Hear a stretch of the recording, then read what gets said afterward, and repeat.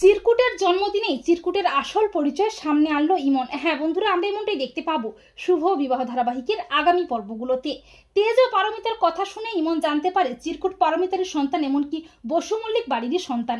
ইমন ও তার মা প্ল্যান করে ঝুম্পাকে চিরকুটের একটা ছোটবেলার ছবি দিতে বলে, আর ঝুম্পাও তাদের কথা মতো তেজের ঘর থেকে চুপি চুপি চিরকুটের ছবি চুরি করে ইমনকে পাঠিয়ে দেয়। এরপর পরদিন আসে চিরকুটের জন্মদিন। সবাই মিলে খুব সুন্দরভাবে চিরকুটের জন্মদিনটা পালন করে।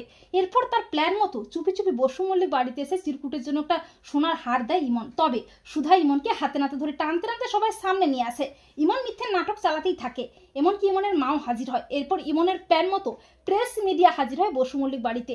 তারা তেজ, সুধা ও বসু মল্লিক পরিবারের সবাইকে ছেঁকে ধরে। প্রেস মিডিয়া দেখে সবাই তো অবাক হয়ে যায়। প্রেসের লোকজন বলে, চিরকুটকে? চিরকুটের আসল পরিচয় কি? জানা গেছে চিরকুট নাকি তেজ বসু মল্লিকের অবৈধ সন্তান। সুধা বলে, তেজ? ওরা সব কি বলছে, কেন বলছে? প্রেস মিডিয়া যখন তেজকে ছেঁকে ধরে তখন পারমিতা হাজির হয়। পারমিতাকে দেখে সবাই অবাক হয়ে যায়। ঠাম্মি বলে, এই মেয়ে এখানে কেন? পারমিতা চিৎকার করে বলে, চিরকুট আমার সন্তান, আমি ওর মা। ওর পিতৃ পরিচয় আমি সবার সামনে আনতে বাধ্য নই। তবে যাই হয়ে যাক না কেন, তেজ বসু মল্লিকের গায়ে আপনারা কাদা ছেটাবেন না, ওনার চরিত্রের দিকে আঙুল তুলবেন না, উনি আমার কাছে ভগবান। চিরকুট বলে, মা তুমি আমার মা, তুমি আমাকে ছেড়ে কেন চলে গেছিলে? পারমিতা চিরকুটকে আঁকড়ে ধরে বলে, হ্যাঁ বাবা, আমি তোর মা, আমি তোর হতভাগ্য মা, যে সমাজের চাপে তোকে ছেড়ে চলে যেতে বাধ্য হয়েছিল। সুধা মনে মনে ভাবে, তেজ এভাবে আমার থেকে সবটা লুকিয়ে গেল। তো বন্ধুরা, তোমাদের কি মনে হয় চিরকুটের বাবাকে? কমেন্ট করে এক্ষুনি জানিয়ে দাও তোমাদের মতামতটি।